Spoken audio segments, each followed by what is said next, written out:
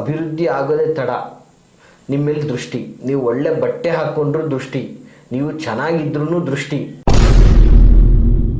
ಅಂದರೆ ಏನಾದರೂ ಖರೀದಿ ಮಾಡಿದ್ರೇ ತಪ್ಪು, ಮನೆಗೇನೋ ಒಂದು ಉಲ್ಲಾಸವಾಗಿ ನಗನಗ್ತಾ ಇದ್ರೂ ತಪ್ಪು.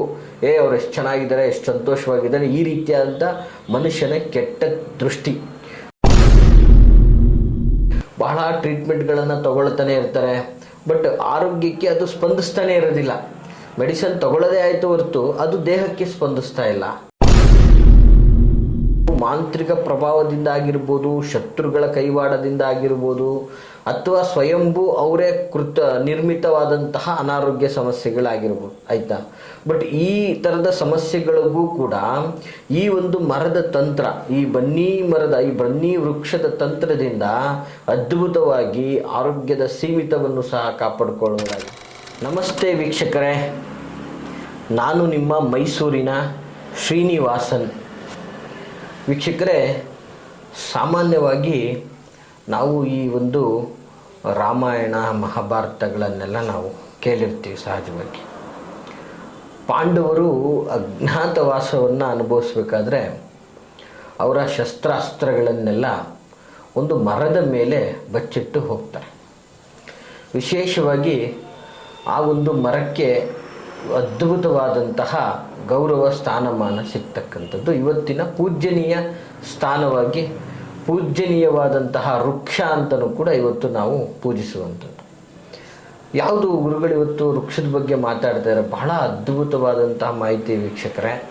ಸ್ಕಿಪ್ ಮಾಡದೆ ಸಂಪೂರ್ಣವಾಗಿ ಒಂದು ವಿಡಿಯೋವನ್ನು ನೋಡಿ ಅಂತ ನಾನು ಹೇಳಕ್ಕೆ ಇಷ್ಟಪಡ್ತೀನಿ.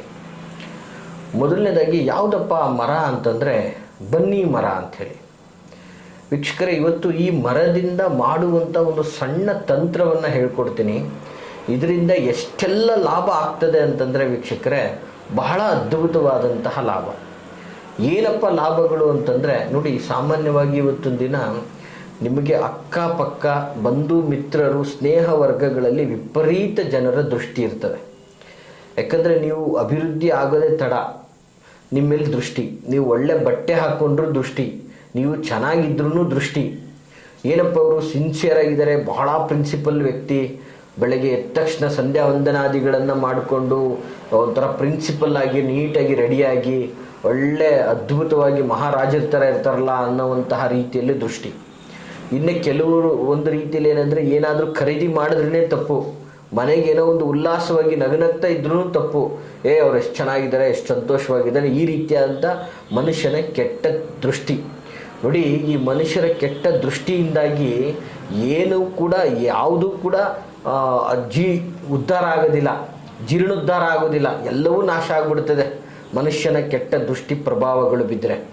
ಇದು ಒಂದೇ ಅಂತಲ್ಲ ವೀಕ್ಷಕರೇ, ಸಾಮಾನ್ಯವಾಗಿ ಇವತ್ತೊಂದು ದಿನ ಕೆಲವರುಗಳಿಗೆ ಈ ಜಾತಕ ಕರ್ಮಾದಿಗಳಲ್ಲಿ ಕೆಲವು ಗ್ರಹಗಳ ದೋಷ ಬಾಧೆಗಳಿರ್ತದೆ. ಸೊ ಈ ಗ್ರಹಗಳ ದೋಷ ಬಾಧೆಗಳಿಂದಾಗಿ ಅವ್ರಿಗೆ ನಾನಾ ವಿಧದ ಸಂಕಷ್ಟಗಳಾಗ್ತಾ ಇರ್ತದೆ. ಧನಧಾನ್ಯಗಳಿಗೆ ಕೊರತೆ ಆಗ್ತಾ ಇರ್ತದೆ, ವ್ಯವಹಾರದಲ್ಲಿ ನಷ್ಟ ಆಗ್ತಾ ಇರ್ತದೆ, ಹೋದ ಕಡೆ ಬರೀ ನಷ್ಟ ಆಗ್ತಾ ಇರ್ತದೆ. ಮತ್ತು ಅವರ ಯಜಮಾನಿಕೆ ಅನ್ನೋದು ನಾಶ ಆಗ್ತಿದೆ, ಒಂದು ಗೌರವ ಸ್ಥಾನ ಮಾನ ಅನ್ನೋದೇ ಸಿಗ್ತಾ ಇರೋದಿಲ್ಲ. ಏನೇ ಮಾಡೋಕ್ಕೆ ಹೋದರೂ ಬರೀ ಕಿರಿಕಿರಿ ಜಗಳ ಜಂಜಾಟ ಅಂತಕ್ಕಂಥದ್ದು ಎದುರಾಗ್ತಾನೆ ಇರ್ತದೆ. ಇಂತಹ ಪರಿಸ್ಥಿತಿ ನವಗ್ರಹಗಳ ಪ್ರಭಾವ ಅಂದರೆ ನವಗ್ರಹಗಳ ದೋಷ ಇದ್ದರೂ ಕೂಡ ಈ ಒಂದು ತಂತ್ರ ಮಾಡಿದ್ರೆ ಪರಿಹಾರ ಆಗ್ತದೆ ವೀಕ್ಷಕರೇ. ಹಾಗೆ ಮತ್ತೊಂದೇನು ಹೇಳಕ್ಕೆ ಇಷ್ಟಪಡ್ತೀನಿ ಅಂದರೆ ಅನಾರೋಗ್ಯ. ಸಾಮಾನ್ಯವಾಗಿ ಬಹಳ ಟ್ರೀಟ್ಮೆಂಟ್ಗಳನ್ನು ತಗೊಳ್ತಾನೆ ಇರ್ತಾರೆ, ಬಟ್ ಆರೋಗ್ಯಕ್ಕೆ ಅದು ಸ್ಪಂದಿಸ್ತಾನೆ ಇರೋದಿಲ್ಲ. ಮೆಡಿಸಿನ್ ತಗೊಳ್ಳೋದೇ ಆಯಿತು ಹೊರತು ಅದು ದೇಹಕ್ಕೆ ಸ್ಪಂದಿಸ್ತಾ ಇಲ್ಲ. ಜೊತೆಗೇನಾಗ್ತದೆ, ಆ ಒಂದು ಮೆಡಿಸಿನ್ನಿಂದಾಗಿ ತಗೊಂಡ್ರೂ ಕೂಡ ಸ್ಪಂದಿಸಿದ್ರೂ ಕೂಡ ಪ್ರಾಪರಾಗಿ ಸಮಸ್ಯೆ ಕ್ಲಿಯರ್ ಆಗ್ತಾ ಇಲ್ಲ. ಡಾಕ್ಟ್ರಿಗೆ ತೋರಿಸ್ತಾರೆ, ಎಲ್ಲ ಚೆನ್ನಾಗಿದೆ, ಆರೋಗ್ಯ ಏನೂ ತೊಂದರೆ ಇಲ್ಲ, ಬಟ್ ಆದರೆ ಅವರು ಬಾಧೆಯನ್ನು ಅನುಭವಿಸ್ತಾ ಇರ್ತಾರೆ. ಸೊ ಅದು ಕೆಲವು ಮಾಂತ್ರಿಕ ಪ್ರಭಾವದಿಂದ ಆಗಿರ್ಬೋದು, ಶತ್ರುಗಳ ಕೈವಾಡದಿಂದ ಆಗಿರ್ಬೋದು, ಅಥವಾ ಸ್ವಯಂಭೂ ಅವರೇ ನಿರ್ಮಿತವಾದಂತಹ ಅನಾರೋಗ್ಯ ಸಮಸ್ಯೆಗಳಾಗಿರ್ಬೋದು, ಆಯಿತಾ. ಬಟ್ ಈ ಥರದ ಸಮಸ್ಯೆಗಳಿಗೂ ಕೂಡ ಈ ಒಂದು ಮರದ ತಂತ್ರ, ಈ ಬನ್ನಿ ವೃಕ್ಷದ ತಂತ್ರದಿಂದ ಅದ್ಭುತವಾಗಿ ಆರೋಗ್ಯದ ಸೀಮಿತವನ್ನು ಸಹ ಕಾಪಾಡಿಕೊಳ್ಳುವುದಾಗಿರ್ತದೆ. ಯಾಕಂದರೆ ಪುರಾಣಗಳಲ್ಲಿ, ಇತಿಹಾಸಗಳಲ್ಲಿ, ಶಾಸ್ತ್ರದಲ್ಲಿ ಉಲ್ಲೇಖವಾದಂತಹ ಶಾಲಿಯುತವಾದಂತಹ ಪವರ್ಫುಲ್ ತಂತ್ರ ಆಗಿದೆ ವೀಕ್ಷಕರೇ.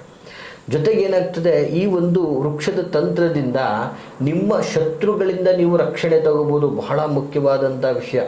ಇವತ್ತೇನಾಗ್ತದೆ, ಕೆಲವರು ಬಲಾಢ್ಯರಾಗಿರ್ತಾರೆ, ದೇಹದಿಂದ ಬಲಾಢ್ಯರಾಗಿರ್ತಾರೆ, ರಾಜಕೀಯ ಬಲದಿಂದ ಬಲಾಢ್ಯರಾಗಿರ್ತಾರೆ, ಜ್ಞಾನದಿಂದ ಬಲಾಢ್ಯರಾಗಿರ್ತಾರೆ.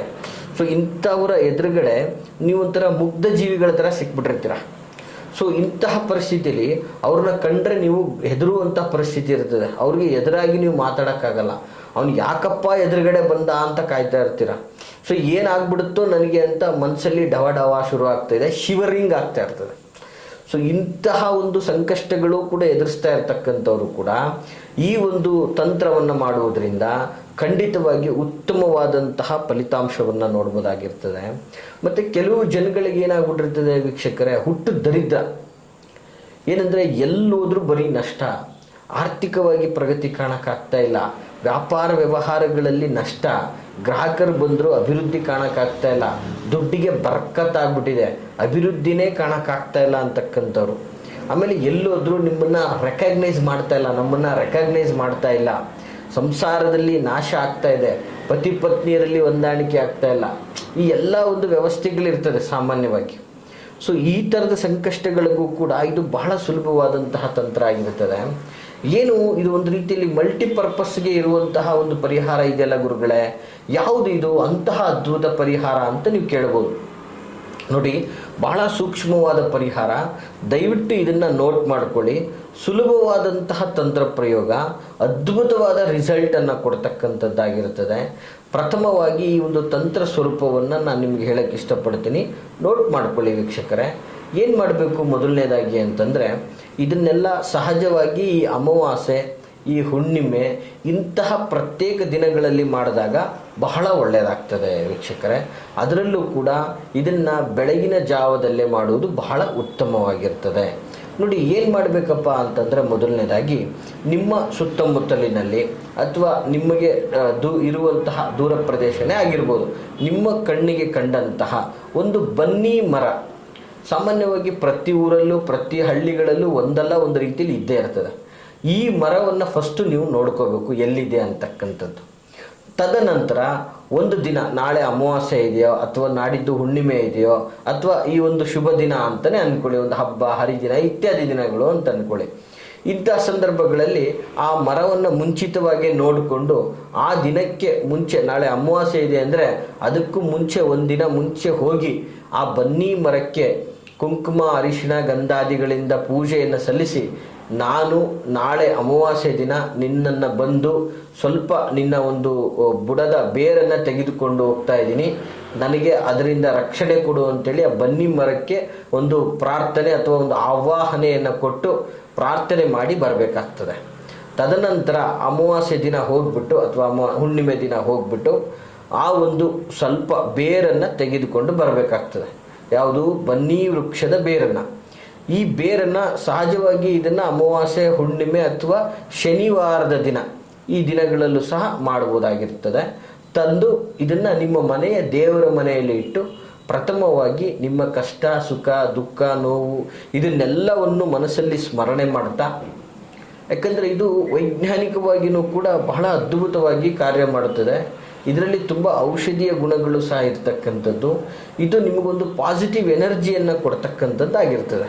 ಸೊ ಈ ಬೇರನ್ನು ಒಂದು ಸ್ವಲ್ಪ ತುಂಡನ್ನು ದೇವರ ಮುಂದೆ ಇಟ್ಟು ಭಕ್ತಿಯಿಂದ ಪೂಜೆಯನ್ನು ಮಾಡಿ, ತದನಂತರ ಇದಕ್ಕೆ ಒಂದು ಪೂಜಿಸಿದ ನಂತರ ಇದಕ್ಕೆ ಒಂದು ನೀಲಿಯ ದಾರ ಅಥವಾ ಕರಿ ದಾರ, ಕಪ್ಪು ದಾರ ಅಂತ ಸಿಗ್ತದೆ. ಸಾಮಾನ್ಯವಾಗಿ ಈ ಗ್ರಂಥಿಗೆ ಅಂಗಡಿಗಳಲ್ಲಾಗಿರ್ಬೋದು, ಫ್ಯಾನ್ಸಿ ಸ್ಟೋರ್ಗಳಲ್ಲಾಗಿರ್ಬೋದು ಸಿಗ್ತದೆ.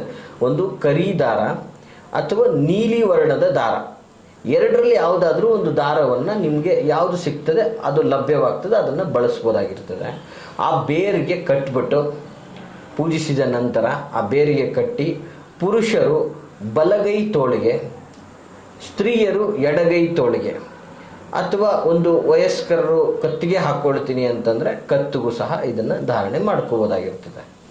ಈ ರೀತಿಯಾಗಿ ನೀವು ಧಾರಣೆ ಮಾಡಿದ್ದೇ ಆದರೆ ನಿಮ್ಮಲ್ಲಿರ್ತಕ್ಕಂಥ ಸಂಪೂರ್ಣ ನೆಗೆಟಿವಿಟಿ ನಾಶ ಆಗ್ತದೆ, ದೋಷಗಳು ನಾಶ ಆಗ್ತದೆ, ಯಾವುದೇ ಥರದ ಕೆಟ್ಟ ಕಣ್ಣುಗಳು, ಕೆಟ್ಟ ದೃಷ್ಟಿಗಳು ನಿಮಗೆ ಬೀಳೋದಿಲ್ಲ, ನೀವು ಹೋದಿದ್ದ ಕಡೆ ಎಲ್ಲ ಜಯ ನಿಮ್ಮದಾಗ್ತದೆ, ವ್ಯಾಪಾರ ವ್ಯವಹಾರಿ ಧನಕನಕಾದಿಗಳಲ್ಲಿ ಲಾಭ ಉಂಟಾಗ್ತದೆ.